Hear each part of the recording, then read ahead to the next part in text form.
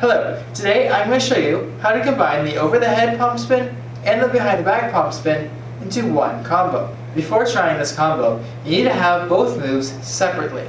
I'll put links to those videos in the description or click on the little eye in the top right hand corner. To do the combo, you start off with the bow in your right hand and you do a right-handed palm spin. You're going to grab it when you feel ready and then you're going to turn it into an over-the-head spin. So from here, you're going to rotate until it's just between your hand and your thumb. You're going to grab it with the other hand, pass it through. So now it's in your left hand. From here, you're going to do the behind the back palm spin. So the bow comes down,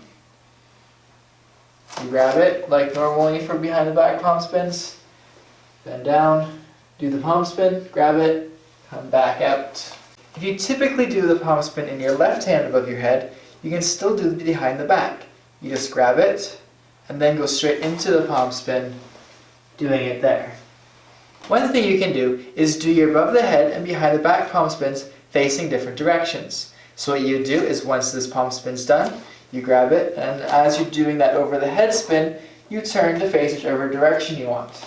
Then from there, you can do the behind the back spin in a way that's optimal for the audience.